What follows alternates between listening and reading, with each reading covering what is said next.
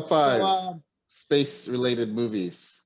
Yeah. So the first thing I told Zeno, I was like, look, this can be anything that's space-related. Doesn't have to be in space. Although next year in this top 5, Fast and the Furious maybe be able to be included in this because supposedly they're going to space in the next movie. We don't know. That's supposed to be a teaser that they release. So pretty soon, Vin Diesel will be your guardian. So anyways, You already top is. 5. True. Do you have any honorable mentions? I do not. I barely have 5.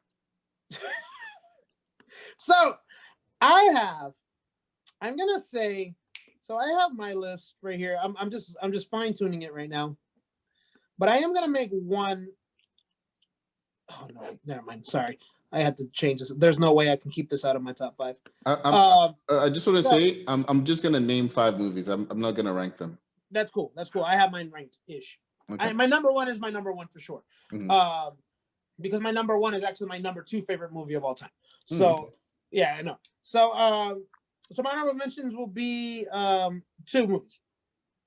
One is a movie that it sucks when the author turns out to be an asshole of a book because it's a book adaptation. And I think this is kind of what sunk it or helped sink it, which is Ender's Game. Ender's Game. Okay. I really liked Ender's Game. I really did. I liked Ender's Game. The ones with Sean Bean Sean. No, what's his name? I didn't watch it. I know of Ender's Game. I didn't watch the actual movie. Well, it was a good movie. I thought it was a really nice adaptation. And then of course this is the time of, sequels and franchises, and there was really high hopes for them to become everyone was going with the book series, Divergence. Was it? Divergent, Hunger Games. Hunger Games, yeah. To follow up on Twilight and all those guys. Maze Runner, all those ones, and then and all of them tend to be women heroines that they were doing, because I guess you could even say Twilight was technically heroine driven, even though it was more like a woman in distress for the majority of that series. Well, not Maze Runner though. Maze Runner was a dude. Huh? Maze Runner was a boy. Maze Runner was a dude, but there wasn't that many ones with guys in it, and so Ender's Game was going to be one of them. But then the author of the book, Scott Arson, I have his books right here so I can remember his name. Orson Scott Card.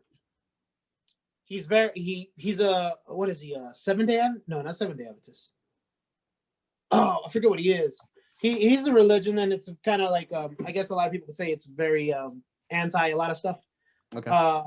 So he's not into. He doesn't agree with homosexuality. He doesn't he has a lot of conservative-ish views but are kind of phobic-ish in a sense. So he's a part of the Church of the Jesus Christ of Latter-day Saints. So he's a Mormon. Is that different? Oh, he's a Mormon. Thank you. He's a Mormon. Okay, yeah. Yeah. So that ended up kind of singing it. So it didn't. But so it's an honorable mention because honestly, it could have been a good franchise because they have a lot of source material, but they didn't get to do it. So that's one of my honorable mentions. And then my other honorable mention is actually the Mark Wahlberg Planet of the Apes. Okay. I really like that movie. I really did. Okay. I thought it was kind of it was just they kind of had fun with it. It was Tim Burton because Tim Burton he was just having fun with it. So I thought it was a pretty fun movie. I thought that one was also supposed to have sequels, but then he also said he kind of left it ambiguous on purpose, and he had no intentions of doing follow-ups. Doing it. Yeah, but then of course they came out with the revamp, which I think is probably when we did our top 5 franchise, I probably should have included that because actually, even though I've only seen the first 2, I haven't seen the last one. Those ended up being really good reboot. I think. So anyway, when we have our top 5 gorilla movies, I'll include that one. So that's my honorable mention. So tell me one of your movies. All right. The first Chris Pine Star Trek movie. I really like that one. I actually wasn't that big into Star Trek prior. I know there's a lot of Trekkies out there, and I'd seen like old episodes. I'm talking like Captain Kirk, William Shatner episodes from time to time on TV Land, was it? But I never really got into it like that. And then the Chris Pine movie, I was like, that's really good. This is a really good entry point into the Star Trek, lore and all that stuff. And not only that, but since you said you mentioned it, I'll mention that one. Actually, that was my number 2. I'm just gonna go ahead and talk about it now. Okay. But the one thing about that movie that I really enjoyed was that you didn't have to know any of the lore because they purposely found a way to reboot it and not have to be committed to the timeline by making it that, the previous series is part of this world, but it's an alternate timeline because Spock went back in time. Yeah. And now it's a completely different timeline because the big catalyst was, of course, that Kirk's father died, and that just changed everything. Chris Hemsworth. So, Chris Hemsworth. Yeah, before he was Thor, back when he was like tiny. It was a little slimmer, yeah. Yeah, he was a lot slimmer. So, I definitely agree with Star Trek. So, and I think that's partly what got me to even give the Orville a chance. Seth MacFarlane's, ode to Star Trek, which I think. I think so, and a lot of people agree with it. It's the best Star Trek show out there, even though it's not a Star Trek show. I've heard that. They say it's better than Star Trek Endeavor, I think is what it's called. The Orville is really good. It's really good. You can tell MacFarlane is a big fan of the source material. Yeah, I've heard a lot of good things about that show. Is it still going on? They've been on a long break, but I didn't hear it was canceled or anything like that. Okay, so they probably Seth MacFarlane, he has Family Guy, so he kind of has a lot of pull at Fox, so he could just bring shows back when he wants, Yeah. I think Family Guy got canceled twice, didn't it? It did, and then it got brought back, and then I honestly think it was better off being canceled just because before cancellation it was actually really funny. When they came back, it was just But that's they've got some good stuff in there, some good moments, but not as consistent. Yeah, they've done some good stuff here and there. The Simpsons are better. So, but of course, the Simpsons you can't really touch them. American Dad is really good.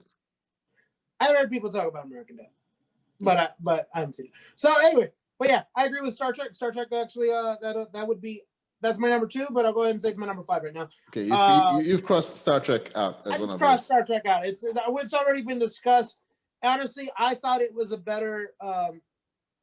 Honestly, I tell people if I had to rate Star Wars versus Star Trek, I would choose that Star Trek movie over any of the other Star Wars movies. Okay.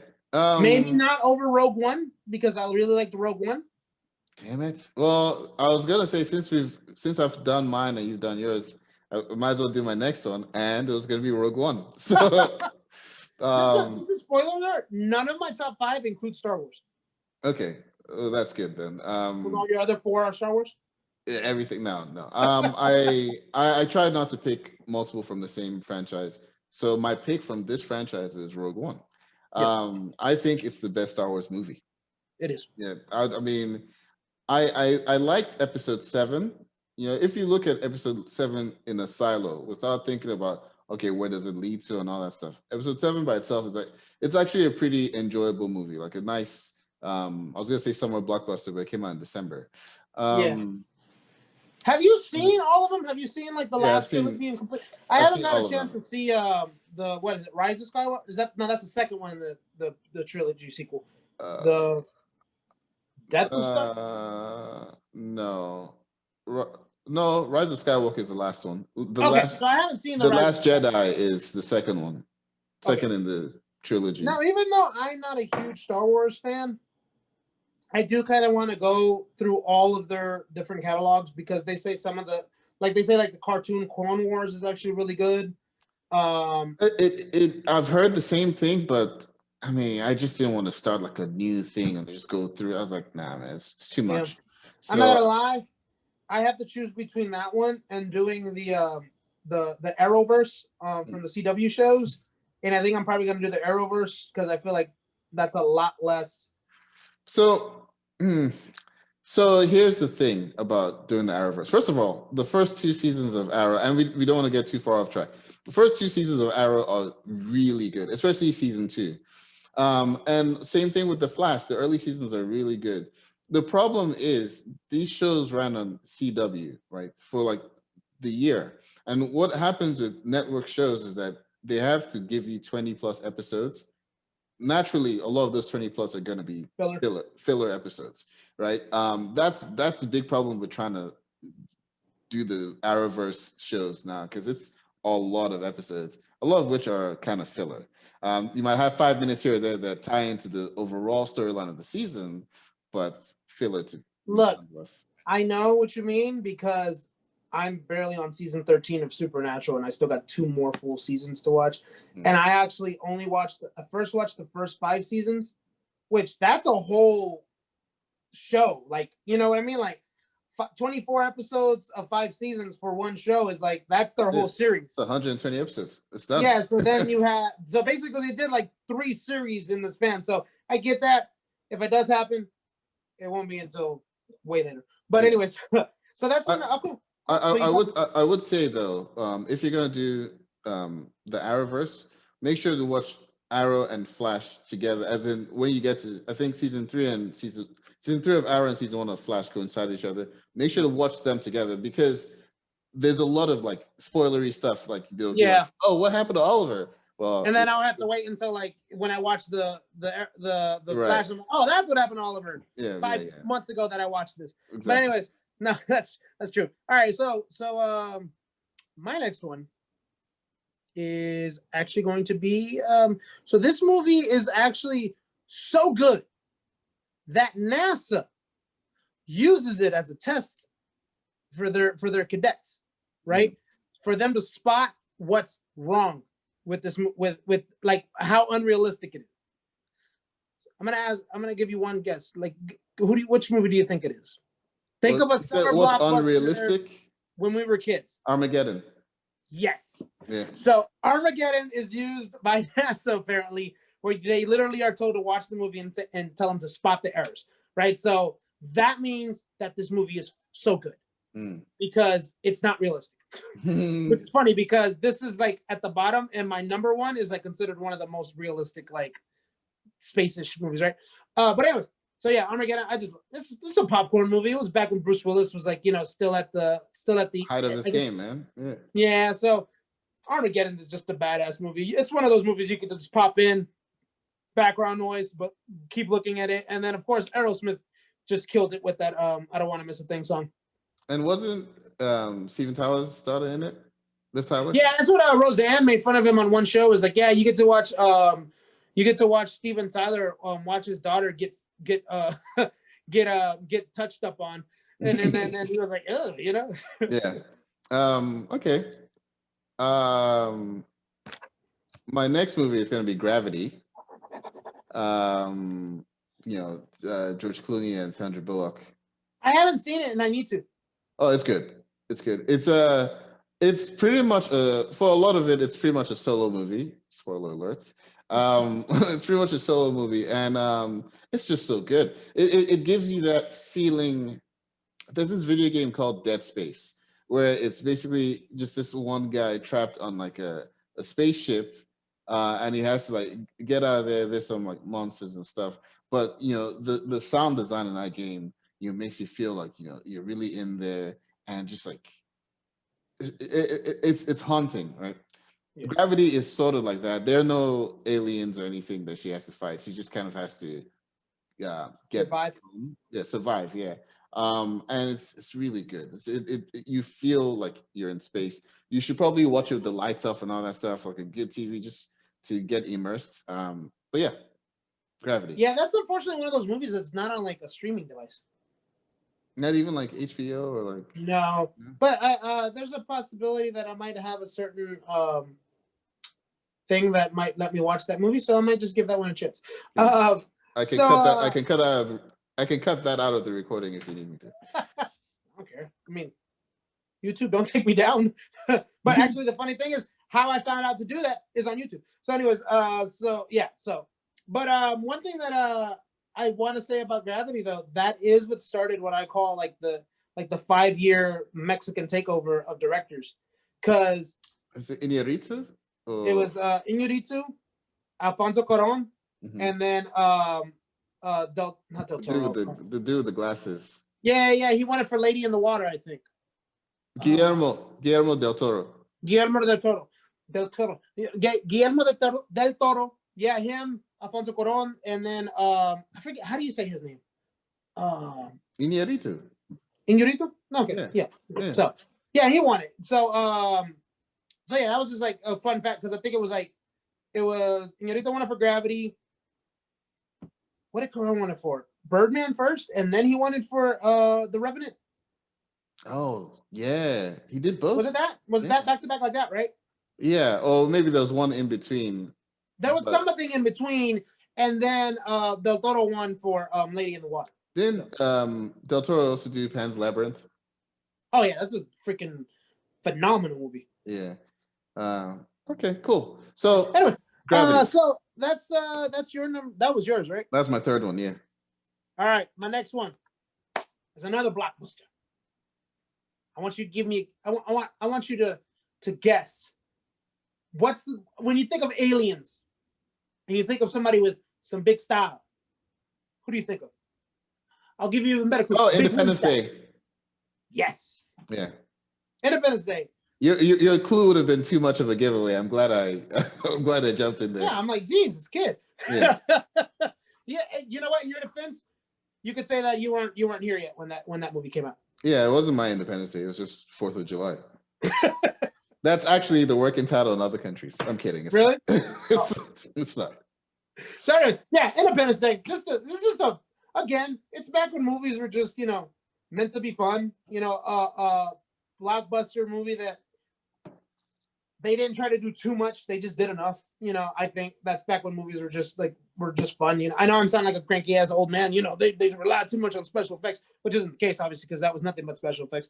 But fun movie, really cool. Had a great cast. That was Will Smith was barely popping off. That was when he was starting off his movie career. And then you also had what's his name? Goldblum. Mm-hmm. Goldblum was also at the top of his game. That was when he was like really popular. Which of course is funny because you saw Will Smith just stay consistently on top of his game, and then Goldblum kind of fell, and then he came back. He just came back recently with his other movies, which I don't know is that a tie-in to one of your favorite movies in space? No. Oh. No. I mean, it could be, but no, I'm not gonna. No. Okay. I'm not gonna do it. Go ahead. Tell us your next one. All right. My next one is Guardians of the Galaxy. I believe the movie you were talking about is Thor Ragnarok. Yeah. And I don't want to do more than one movie in the same franchise. So, Guardians of the Galaxy 1. Okay. Yeah, the first one. Not much to really say about it. It was a nice introduction to a Marvel team that wasn't really that well known, to be honest, to people. Honestly, I'm not gonna lie. When I heard that there was gonna be a Rocket Raccoon in there, I was like, "Yo, this movie is gonna be stupid." Yeah. And then I even hated on it before. So I ended up doing something that I think is a very horrible trait that's kind of been normalized, kind of hating something before you've even seen it, which is just such a toxic trait that a lot of people seem to carry now, especially on social media. But I just told my friend, I was like, "Look, I'm not gonna watch that crap. Whatever, it's probably gonna suck." And then he was like, "No, you'll be surprised." And then at that time, there was a lot of comic book fans who were saying that actually was one of the better Marvel movies overall at that time. Yeah, it was pretty good. And I don't know whether it's the low expectations of it or whatever, but it was actually really good. I knew of them because there was this animated show on Disney XD called Avengers: Earth's Mightiest Heroes, and that was my intro to that was actually my intro to Black Panther. It was my intro to Ant-Man and the Wasp. But there was an episode that featured the Guardians of the Galaxy. It's called Michael Korvac or something like that. That's the name of the episode. So that was my intro to those guys. So I knew of them. But the Star-Lord in that show actually wasn't Peter Quill. It was a different Star-Lord. Okay. But so I wasn't completely blind, but it showed how the MCU does really well at introducing B-level characters and making them A-level stars. Like everyone knows the Guardians now. So. Yeah, and it's kind of like that discussion that we're gonna have on our MCU playlist, which will happen one day, I promise. But it's kind of like they made the Avengers. The Avengers are really the B-list, the ones that they have on their show, on the movies. Those are really like not the, I want to say B. They're kind of like, I guess, A.1 or 1 point. You know what I mean? Like Iron Man and Captain, because it's always been about the X-Men and Spider-Man. Those have been the big ones. You mean like Marvel, like canon, normal? Yeah. Yeah, I mean, exactly. The people in the Avengers are not A-list, with the exception of the Incredible Hulk. And I would say actually, kind of like Iron Man, but later on in a series would become like a main character for if there had been a normal one. Just because Iron Man has also always been there. Because in the comics, he's always been a leader. Well, yeah, the original Avengers comics from like the 60s, that was the team. It was Iron Man, Thor, Hulk. I don't know if Black Widow is in there, but I'm pretty sure Iron Man, Thor, Hulk, Captain America, of course. I don't know if Hawkeye was in there. So that was the team. But the thing is, as far as like name recognition to the general public, the Incredible Hulk was the one that had name recognition, and it was in large parts due to the Bill Bixby 70s show. With Lou Ferrigno wearing horrible green paint. Yes. All right, cool. No, I have no complaints because actually that was my number. That was on my list, but now that you decided to say it, even though I would include Thor Ragnarok, but I don't want to lose the opportunity to lose it to this one. This is kind of one of these movies that just surprised the hell out of me at how much I liked it, because I thought it was just going to be a camping movie, just like whatever throwaway movie that you watch one time, don't watch it again. Battle LA. I don't know if you've ever seen Battle. I actually really like. It's the one with Rihanna, right? Huh? The one with Rihanna? No. You're thinking of Battleship. Battleship. Oh god, that was even worse. No, Battle LA had Michelle Rodriguez, Aaron Eckhart, Neo was in there too. And it wasn't like one of those things where like Neo was in it and like they're like, why are you giving him a starring role? It was like, no, he just a supporting guy. It was Marines fighting aliens. Okay. Which I'm surprised you wouldn't like, because that just sounds like a very video game-ish. Oh, well, that's the thing. It felt like a video game adaptation. You know how Super Mario Brothers, everyone loves it, but the game was trash. Yeah. I think there was only one successful video game adaptation of the 90s, and it was Mortal Kombat, the first one. The Street Fighter movie was trash, even though we talked about that Tuesday. It's funny. So the radio show. So of course, sure, you guys, if you guys have had a chance to listen to the aftermath with the radio show, I was listening to them and M16, one of the hosts, was talking to his other one of his other partners about I forget what movie he said. It might have been Mortal Kombat. I don't think it was Mortal Kombat, but it was like, yeah, you watch it. They were like hyping it up, like, oh, this movie's up. And then they watch it again. They're like, you turn it off because you're just like, oh. It's kind of like Mortal Kombat's got like that too now. You just you see it and you're just like. But that's the thing. I kind of go into even today knowing it's a bad movie, but it's a good bad movie. Yeah. As opposed to just bad movies like. Well, it's kind of like I mentioned before, Troy, the one with Brad Pitt. I love that movie, but it hasn't stood the test of time for me.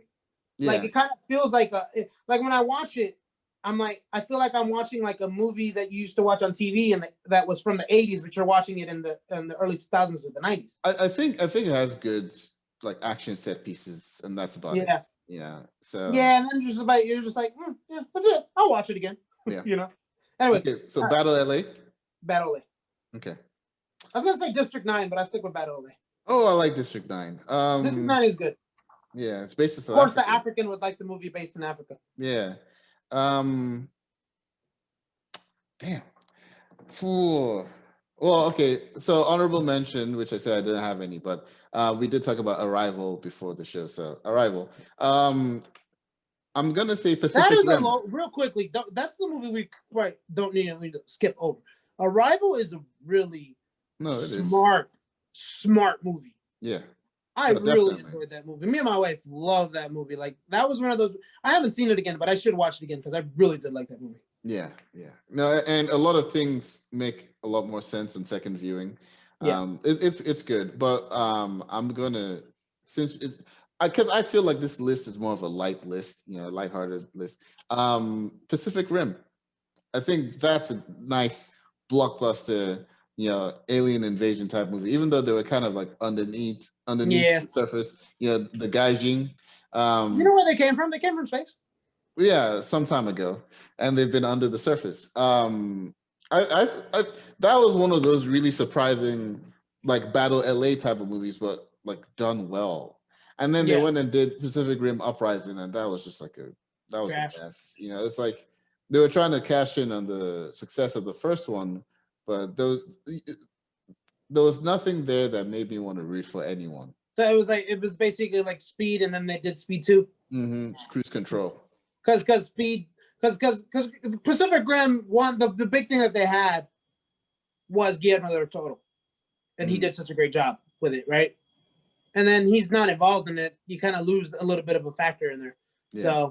So I never watched Pacific Rim 2. I'm not gonna lie, I wasn't. I'm like you with Bad LA on Pacific Rim. It was cool. I watched it, but nothing too impressive. Okay. But my number one. So just so if people want to keep track, this is my number 2 overall favorite film of all time. Oh, okay. Interstellar. Okay, yeah, that's a good one. Interstellar to me is a masterpiece. Like, it is just so damn good. And I've watched every single time I watch it, I realize something new. You know, it's one of those movies that I pop in and I'm like, if I was gonna pack, I pop it in and be like, I'm just gonna have it as background, and then I don't pack because I end up watching the movie. It's really good. And then I think Zimmer's the one that does the score. The music, yeah.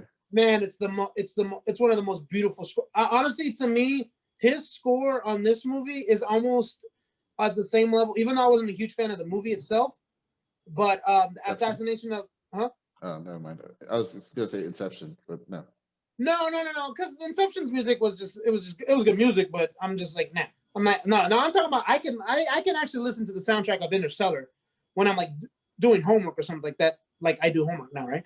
But when I'm doing like studying something on the internet or something like that, like, that's good, great music to listen to. But it's actually it's one of my favorite soundtracks next to the one from the assassination of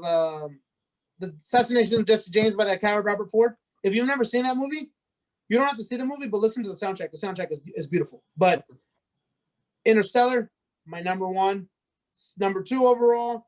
And honestly, I'm not gonna lie, it's slowly kind of creeping up where I might eventually say it's my favorite film of all time. That's how much I love Interstellar. What's over Interstellar right now? Shawshank Redemption. Okay. So the thing about Interstellar is when I was picking Gravity, I don't know if you saw, I paused for a bit and I was trying to think, do I pick Gravity or do I pick Interstellar? Because I didn't want to have both.